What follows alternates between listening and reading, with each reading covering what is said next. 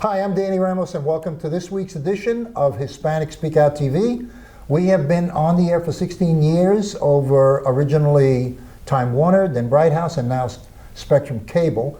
We broadcast in 7 counties throughout Central Florida. Coming soon, we'll be on CBS with this same show, so it'll be a simulcast with Spectrum and CBS. And we're also on the radio every Saturday on 97.9 FM. That will be in the Spanish language, and it's every Saturday between 1 and 2 p.m., where we also talk about issues of concern to Hispanics. And we're getting into the politics. We're coming up to a presidential. So we are going to be covering a lot of issues that have to do with politics in our community and enlightening you as the listener as to the issues and who represents what issues. I'm here today with an icon. This gentleman is living history of the United States.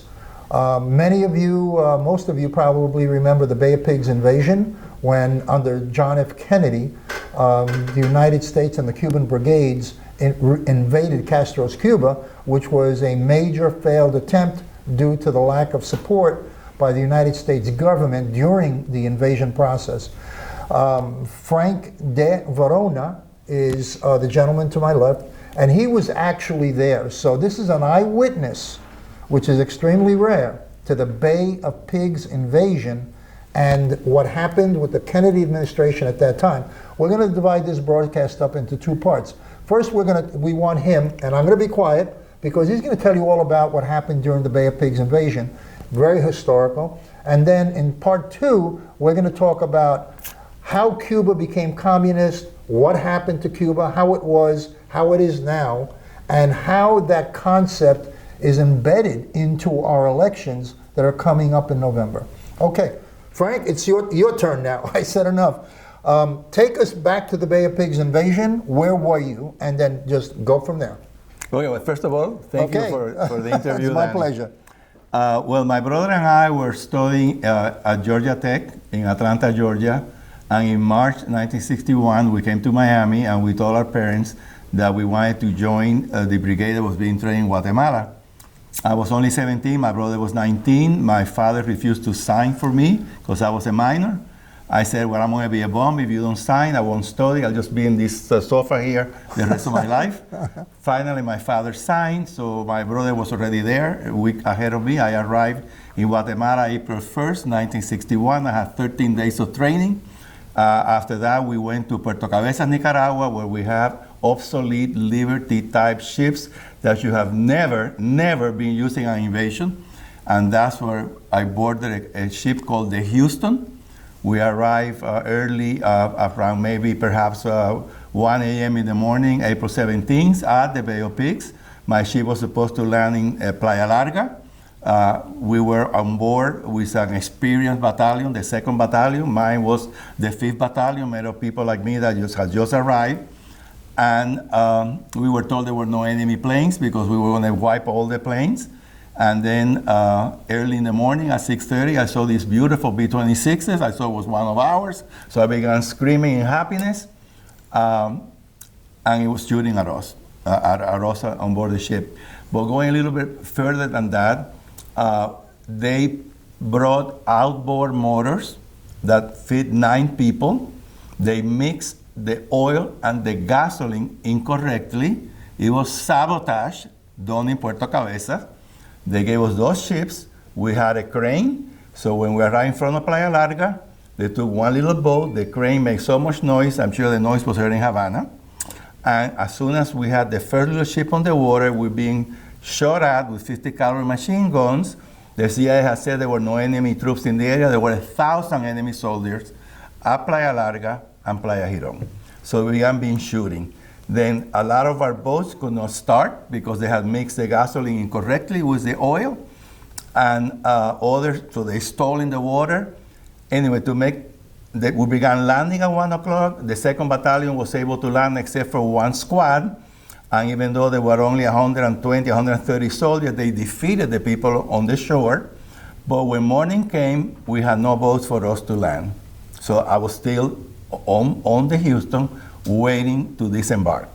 And that's when we were being attacked by T-33 jets that Cuba had. C-Furies, which is a fast enemy plane, and B-26s. Cuba had 8 planes left. They were supposed to have no planes. It's a lengthy story to tell, but anyway. So our ship was attacked, and finally, around 9:30 in the morning, a rocket from a C-Fury entered our ship.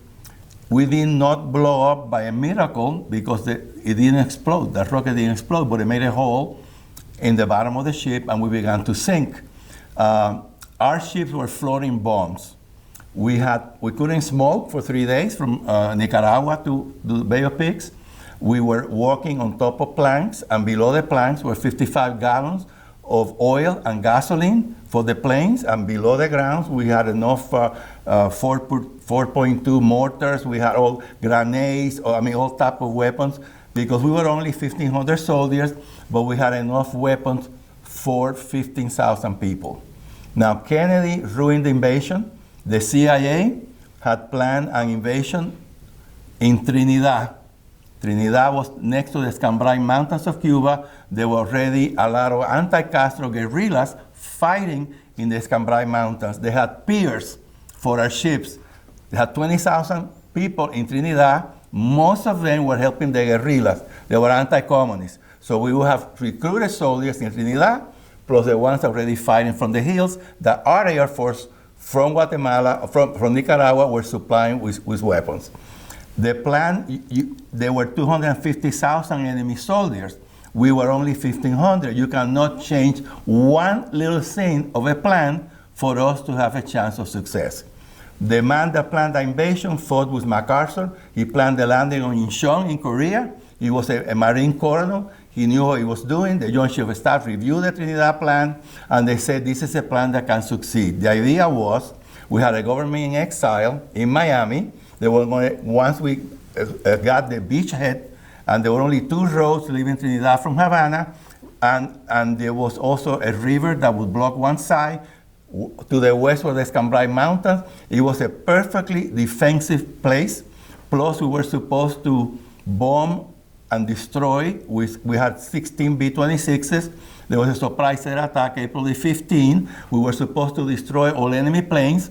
And in the morning of the 15th, in the afternoon, we will blow up the tanks. They were one next to each other. We will blow up the refinery, so there wouldn't be any oil, any gasoline for them to move their tanks. Cuba had Stanley tanks. The Soviet Union really supplied Cuba very well. They had all types of weapons, tons and tons of weapons. And they had 250,000 soldiers. So the idea was that Air Force will wipe them out. 3 days of bombardment, 15, 16, and 17. President Kennedy reduced the first airstrike from 16 B-26s to only 8. That left 8 planes, enemy planes. And we lost a B-26 that got shot down, so we lost the first 2 pilots. Then Dean Ross, a member of the Rockefeller Foundation, a globalist group, told the president, cancel the rest of the airstrikes. Adlai Stevenson was the U.S. ambassador in the UN. He was never told what was happening in Cuba, so he repeated the cover story of the CIA that was that these were Cubans that bombed Cuba before they left, not us from here bombing Cuba. It's a lie, the CIA cover story, and it broke immediately. So Adlai Stevenson was really angry. He said, I'm going to resign as ambassador because I said that all of these planes have been impounded and they were not allowed to bomb Cuba again. He didn't know that was being planned by the United States. He was never informed. So because of that, they canceled all the airstrikes. But we were already dead. When they changed that plan to the Bay of Pigs, it was impossible for us to land. There were no piers. How can we get our things out of the ship into the ground? So anyway, Kennedy committed criminal negligence, dereliction of duty, and high treason. And he felt sorry afterwards. He realized his big mistakes. Kennedy changed. Was he the one that made that decision? He's the one who made the call. He made the decision. He made the decision with, first of all, he had Dean Ross, who was a globalist, who did not want the invasion from the very beginning, did everything possible to destroy us. He had the Bondi brothers in the White House. They were Harvard professors that liked Fidel Castro. He had his entire administration full of globalists, liberal Democrats. They did not want us to invade Cuba. And he listened to them. Orson Schlesinger Jr., people like that. He listened to all of them. The Well, why was he backing it all along? Because before the invasion, there was a base in Honduras. In Guatemala. So why were they supporting and supplying and organizing all of that if they were traditionally against the philosophy of invading Cuba and successfully invading Cuba? I'll tell you why. Kennedy, during the 1960 campaign attacking the Eisenhower-Nixon administration from being weak on Cuba and for allowing a communist base to be established in the Western Hemisphere. In the debates, the famous Nixon-Kennedy debates, he was the tough guy, and Nixon, who knew about the invasion, had to deny that invasion was being prepared by the United States. So he was a tough guy. But once he's there, and by the way, he was briefed on the invasion as a candidate. He knew what was going to happen. So he took advantage of that by lying. Anyway, so he's trapped in his rhetoric of, we're going to overthrow Castro. Once he's there, the CIA made a lot of mistakes because Alan Dulles should have told the president, the changes you're making, Mr. President, cancel the operation. They cannot win. They'll be defeated. And that didn't happen. And that was the fault of the CIA for not speaking like that to the president. In fact, the CIA Alan Dulles told the president, Mr. President, you can cancel the operation. The 1,500 soldiers you can bring back to Miami. But guess what they're going to say when they come to Miami? They're going to say that you're a traitor because you canceled the operation. They said to the Mr. President, you have a disposal problem, like I'm a piece of garbage. Mr. President, you have a disposal program. You've been training some of these people for over a year in the mountains, and now you're going to cancel the operation. What do you think they're going to say when they get to Miami? And then he said, okay, let's send them where they want to go. But they send us to be destroyed. And that was the plan of Nelson, David So Rockefeller. you're saying Kennedy knew it was going to fail? Absolutely. When he sent you guys? Absolutely. Okay. He sent us to die. Okay. Unfortunately. Later, he felt very sorry for us, and I'm always grateful for him because he got me out of jail. He paid Cuba $52 million to release all of us in prison. So you were in jail in Cuba? Yes, I was prison. sentenced. You were caught? To 30 years of hard labor. Okay. That was a sentence, yeah. You were caught. But anyway, so eventually Kennedy paid for our release. We were taken to a trial, an illegal trial. We were prisoners of war in April 1962, and each of us was sentenced to a certain amount of money. I was worth $100,000 with my brother. If you were rich in Cuba, formerly rich, we were very poor. Then we were labeled rich, and they divided us by social class. Rich, 100,000. Middle class, 50. Lumpen proletarian, 25,000. And they took on the prison. So they put a price on your value. Like the day of the pirates. Yeah, we had price like the pirates. Okay, listen, we have to break for a commercial break. We're going to get back and we're going to talk. I'm going to ask him the question, who killed Kennedy? Because this is all tied in and related to the Kennedy assassination in some way, shape, or form.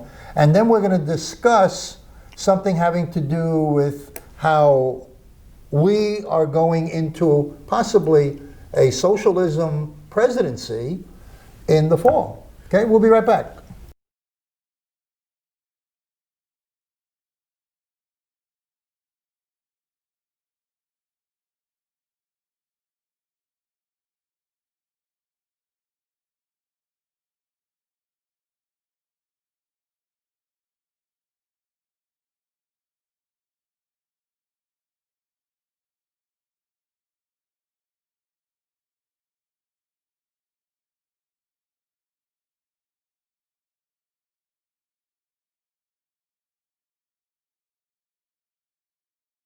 Welcome back to Hispanic Speak Out. We are here, if you're just cutting into our show, we're here with Frank de Verona, who was at the Bay of Pigs invasion.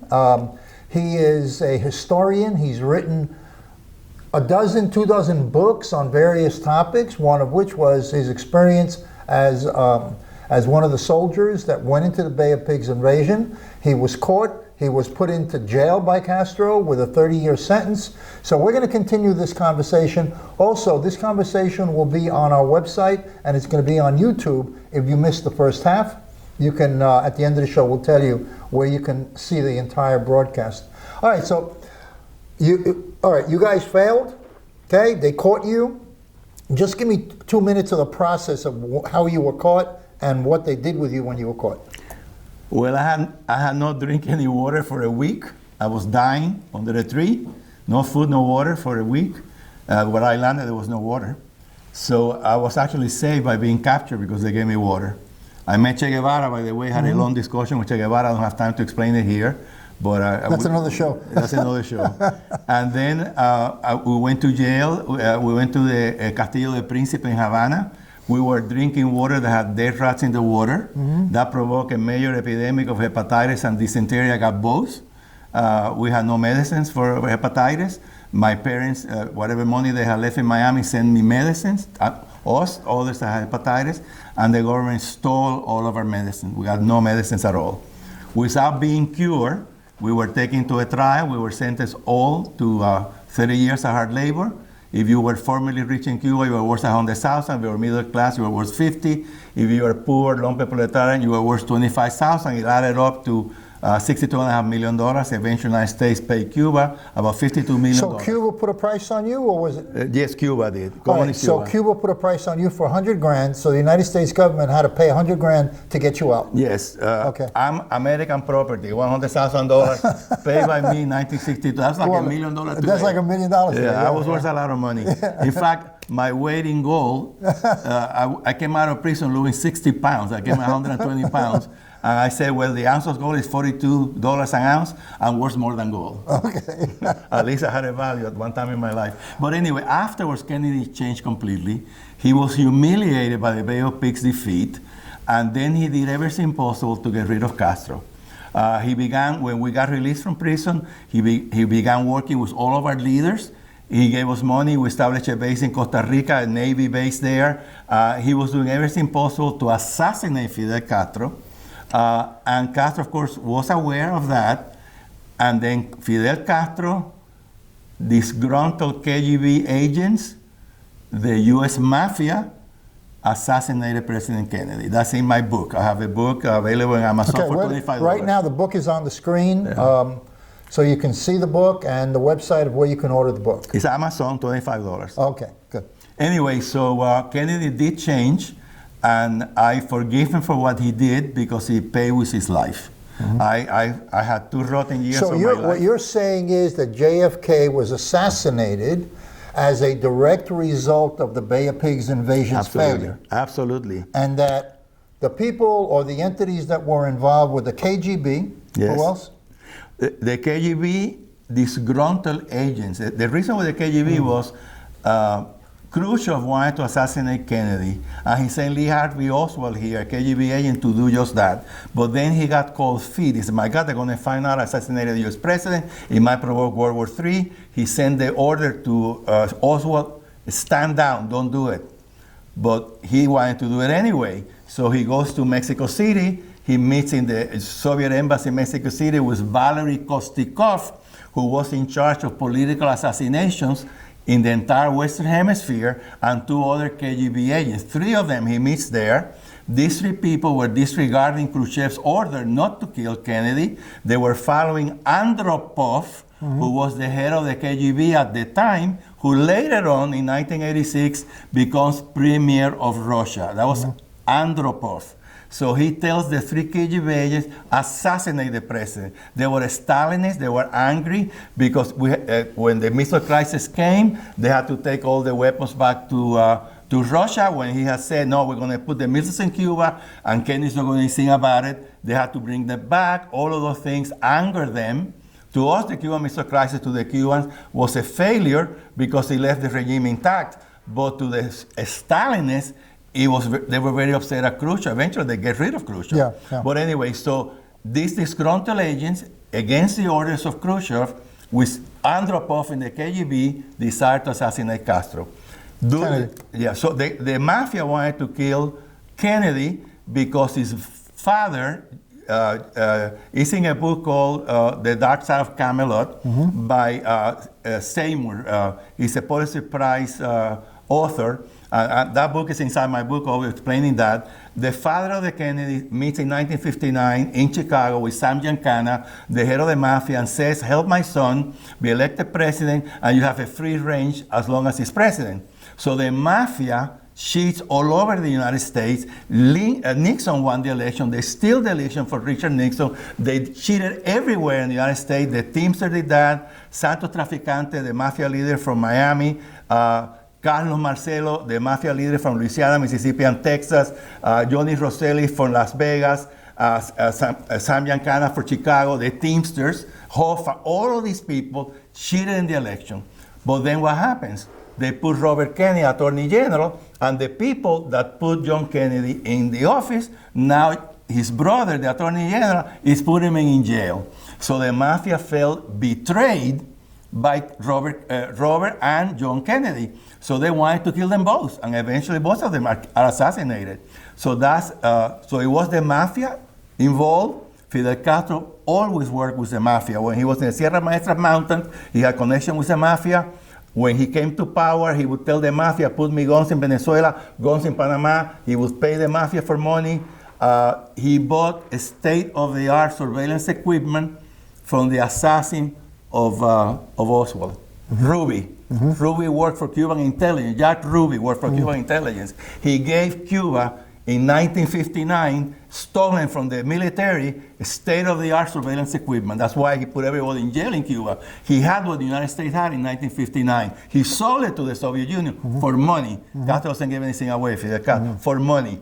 So that's why the Soviet Union also did very well using our own state of surveillance equipment. So Castro had those connections with the mafia, always. You're saying that there was guys in the grassy knoll. Yes, 3 Cubans were there. Those guys were Cubans. Absolutely. Okay, and what was their history? What was their background?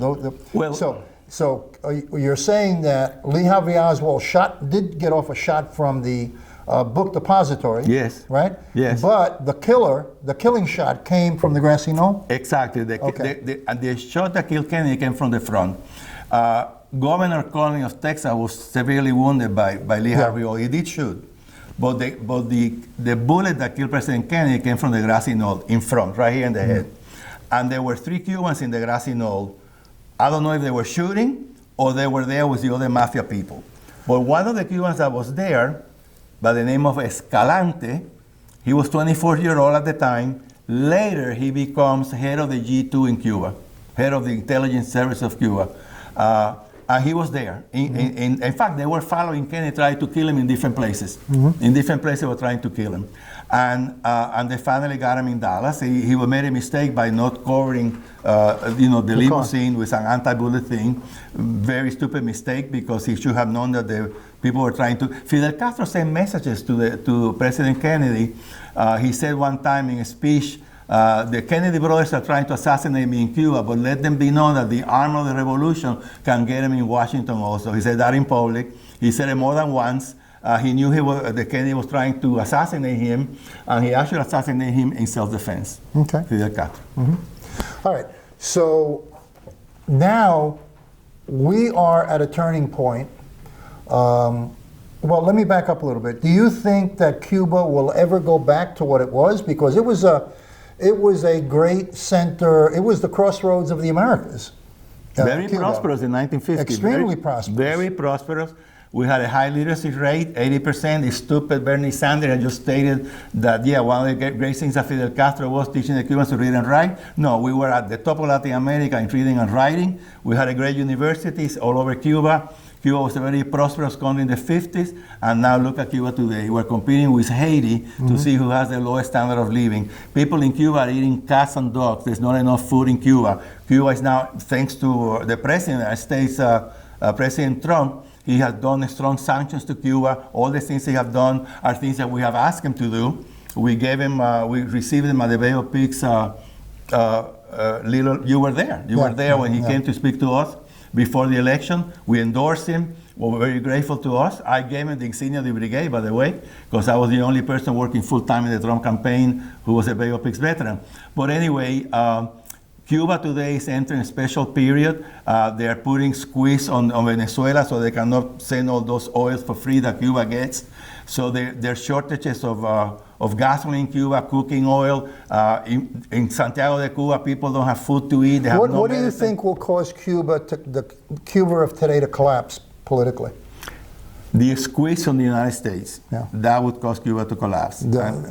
And, a strong embargo to Cuba, put pressure, more sanctions on Cuba, so they are propping up the Maduro regime. There are thousands of Cuban soldiers, 400 of them bodyguards of the dictator Maduro. Nicolás Maduro has 400. He doesn't trust Venezuela, he trusts the Cubans. So that he has a protective bodyguards, 400 Cubans protecting him. Okay. But anyway, yeah, but the main thing to say today here is that we have a presidential candidate, which is Bernie Sanders, who is and has always been a communist, and he's ahead in the Democratic race. Why do you think that is?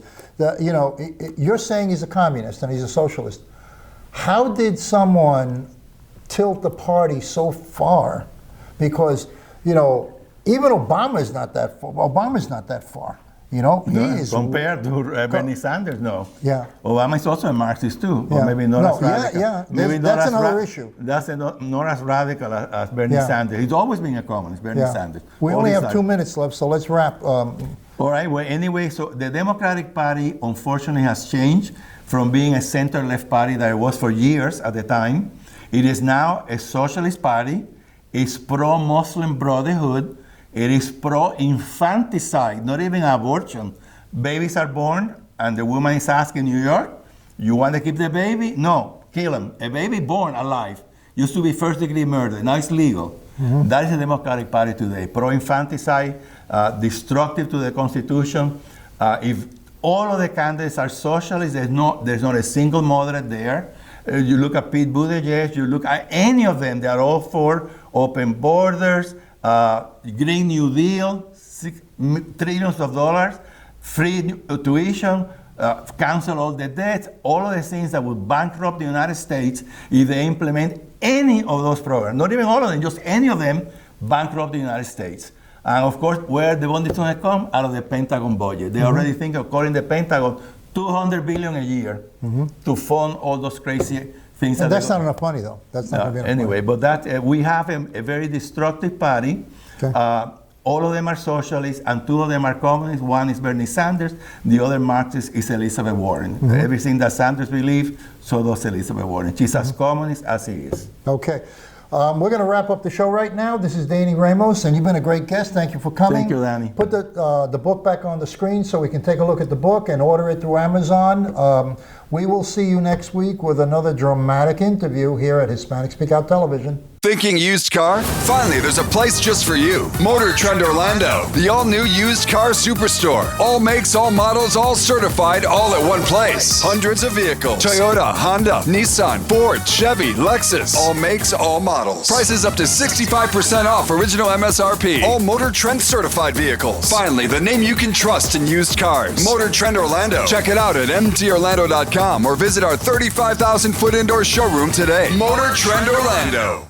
Single year because she's in foster care, because her father abused her, and her mother couldn't believe her. She is the child I am for. I am a volunteer child advocate. I am you. Florida residents call toll-free 866-341-1425. Beer, Taino Light Lager has a crisp, refreshing Caribbean-style flavor.